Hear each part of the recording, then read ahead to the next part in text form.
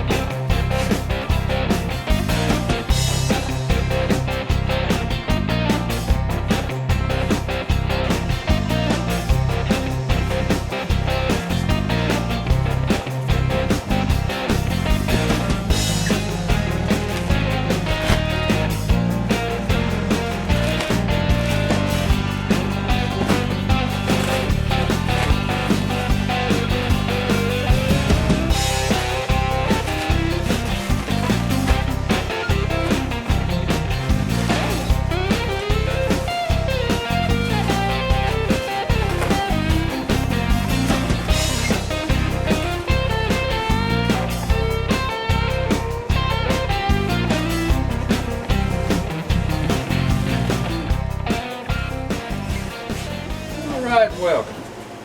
As you could probably tell from this box with these brand new parts, that I've got a set of windshields and some gaskets for that 1949 Chevrolet pickup truck.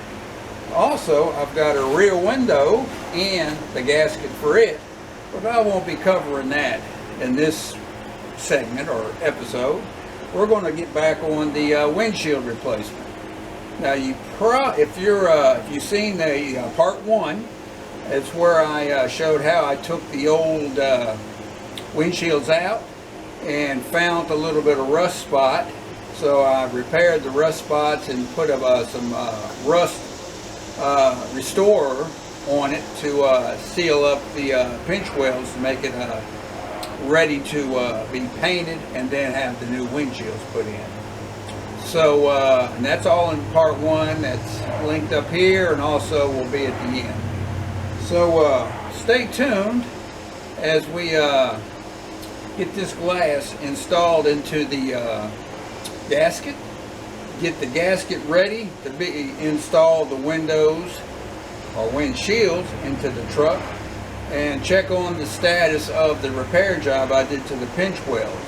Because if it's not ready yet, I can't put the windshields in. So stay tuned, and let's see what we got going.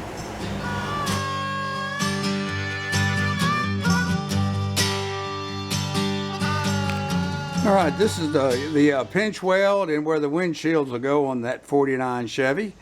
And again, if you had seen part one, you'd see where I pulled this apart, and you can see the condition of what the metal looked here in the pinch welds. Now you see it looks like it's a gray. Now that's from the rust reformer that I applied on it yesterday evening, so it's not been quite 24 hours, but it has been overnight. And you can see it's dried to a like a flat black, and you can see how it's really conditioned the metal real good to where it can be painted, or even the windshields put on it like that. But I think I'm going to put some paint on it. Now I'm going to pop up a picture here in a moment to show the rust holes that were here and here on this here on the passenger side. This was the only place where I had any rust through. And ironically, when I did my 49 GMC windshields, I had rust through holes on this side. There's some of the rust spots, and there's some right there. This is on the right side or passenger side lower corner, but the rest of the the pinch weld channel looks good. So what I'm going to do is I'm going to mix me up some JB weld, and that's how I'm going to patch that. Well, this is almost set up, this JB weld, and you can see where it's filled in the holes. And once it sets up good, I'll take a grinder or a file and flatten it down just to dress it up some. And then I'll put a coat of that paint on there, and it'll be ready to for the windshields to go on. But look at that, that's the surface of the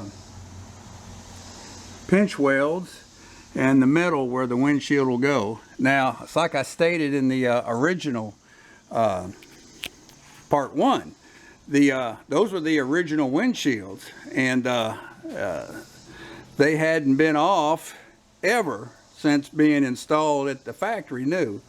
So considering that 70 plus years, that metal is really in good shape. So anyway, so I just wanted to show that as kind of like a brief overview of what part one was, and we'll get on to getting that glass set into the gasket. All right, this is the same gasket that I used on the 49 GMC, and when I went back and looked at the video as a refresher, so I can remember how I did it, I complained about this gasket some, and that's because when I first put it in, it didn't look like it was sealing properly. But after a day or two, and I worked the edges out on it, it actually sealed up and laid flat as good as the original look. So with that said, that's why I went back with the same brand, because I didn't have a problem with it. Now, there are other products, other manufacturers that a lot of people will use if they're doing like a show quality truck, which I'm not. Mine's road quality, and it's about 4 times the cost of this. So, like I say, this worked pretty good. So I'm going to go ahead and reuse it on the Chevy.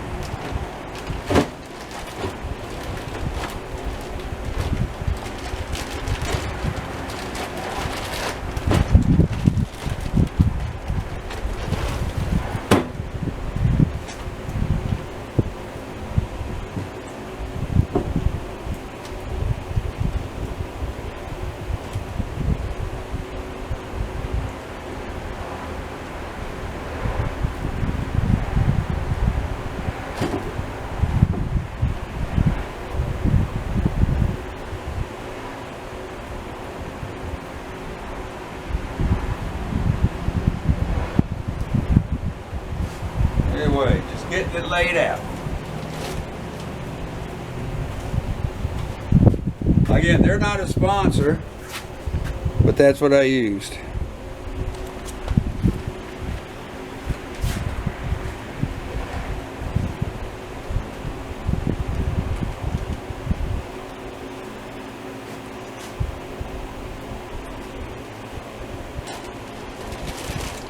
Now we're going to put the glass in. Alright, the lettering I believe should be red from the outside, so that's how I'm putting the windshields in. And from what I remember, it's easiest when you start this is to start it on the inside.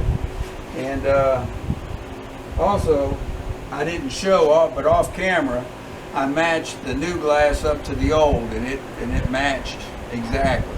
So we should be good to go. Now we just got to get that started in there. All right, get him started up here at the top. All right.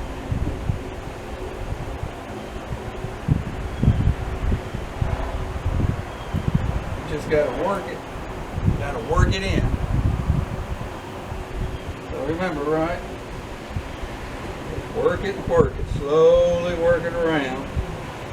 And I've got some plastic tools, but I'm not going to be working today, I don't think.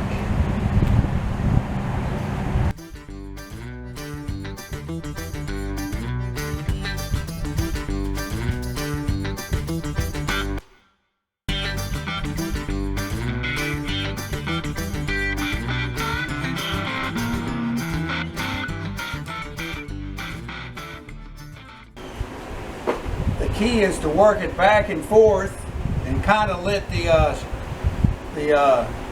two corners help pull it in once you get them started.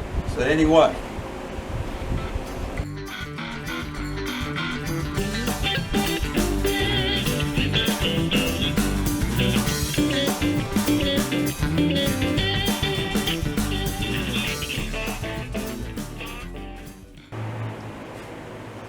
And there. That's one paint in.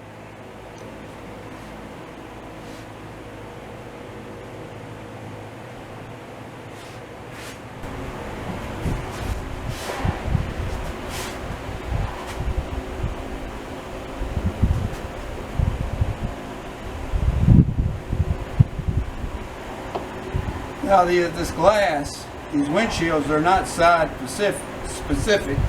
They're the same size no matter what side you put it on. So that's kind of a good thing.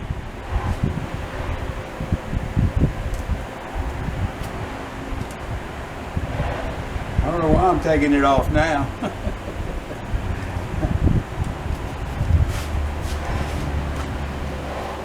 All right.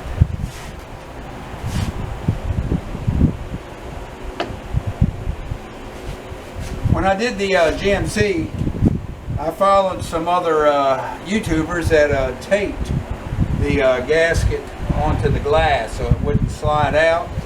Well, they probably are smarter than me, but it'll be hard for this glass to pop out of there.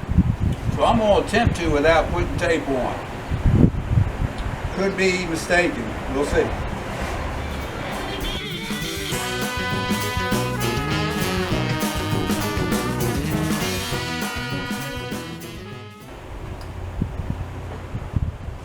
Should have locked my table before.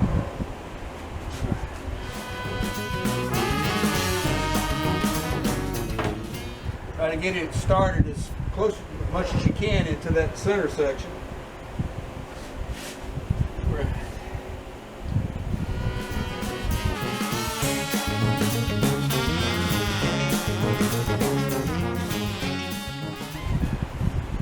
Still rolling.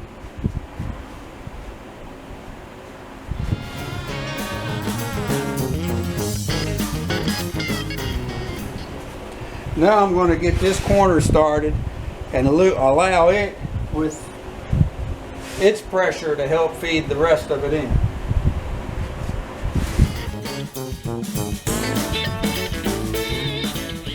It's coming out.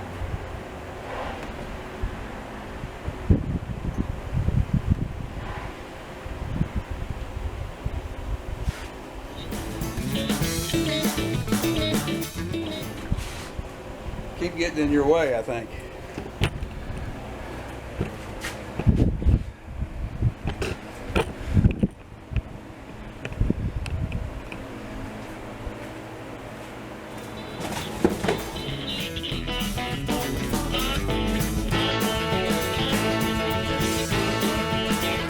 And there it is.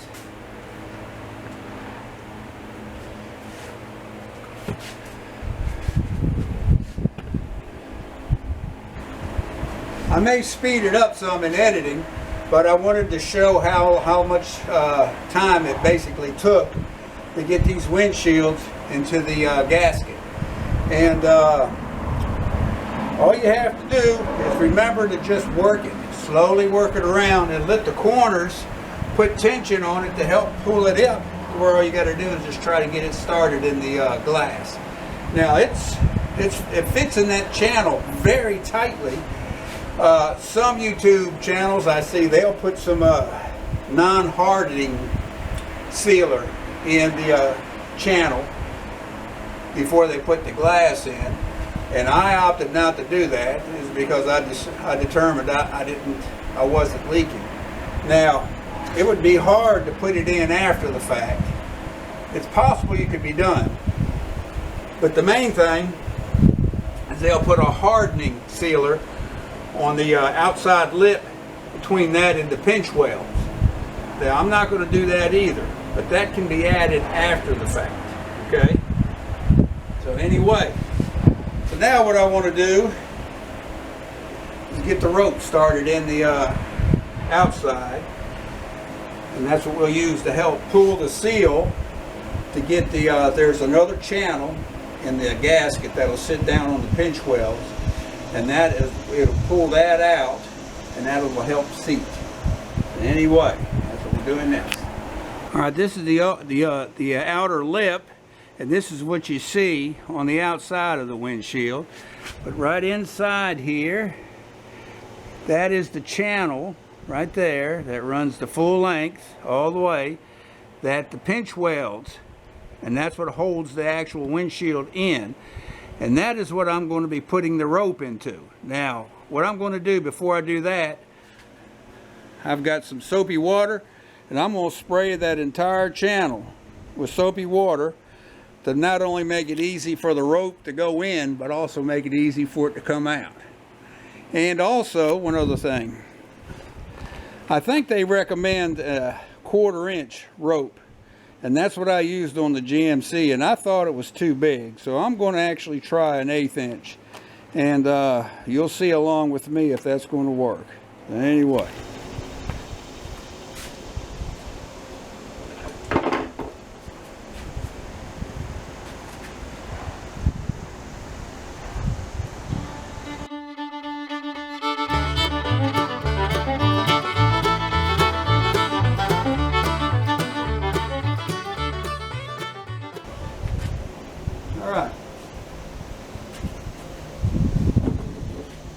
Hey, moved you have to call off cameras on.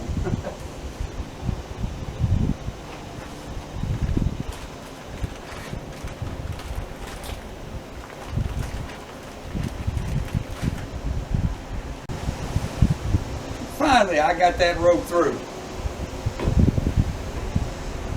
I've kind of got a funny story I'll share as I feed this thing around. But I got 2 grandsons. One's 12, the other's 9. Okay, and their summer vacation is about to come to a close, and they're going to start back to school. And my wife, she wanted to do one of these day trips with them, just us and them. We've done a bunch of little trips with the whole family, but this was just us 4. And she picked the Space Museum down in Huntsville, Alabama. It's about a if traffic's not bad in Chattanooga, it's about a 3-hour run. If traffic's bad in Chattanooga, it's about 3.5 to almost 4-hour run. And Chattanooga thinks it's the mini Atlanta or something to that effect. But anyway, she decides that we want to go down there. Now the boys, they've already been through their space stage, and they've moved on. The older one, he's Joe Jock, and the younger one, well, he's into video games. So I think I was more interested than them. But anyway, we head out, and them boys now, their parents take them on a lot of trips, and they're used to having some kind of a game or something to play, or to even surf while they're traveling, and it keeps them occupied, keeps them out of trouble. You know how it was when you were kids going on vacations. And but anyway, so they're back there, and best I can tell, they're playing a game that they're both involved in. Okay, I think I'm gonna leave more of a gap here for some reason, and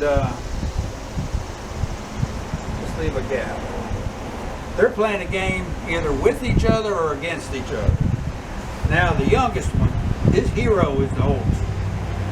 And the oldest one being an older brother, I'm an older brother, so I know how it is. You know, younger brothers are just meant to be picked on. I don't know why, it's just kind of like an unwritten rule. So, anyway, so we're driving along, we finally get through Chattanooga. We're on a nice 4-lane, hardly no traffic, just making good time. And they're back there in the back seat, they're behaving, and they're really involved in their game. And the next thing you know, the youngest one, he bursts out yelling and screaming and crying. You would have thought somebody just beat him up. So the wife, first she said, "What's wrong back there?" And the little one saying, "It's Braden, it's Braden." That's the oldest one's name. And so of course she turns on Braden, and he's going, "I didn't do it, I didn't do nothing." So anyway, they're going, all three of them now are going back and forth. And finally I said, "This is it, I've got to intercede."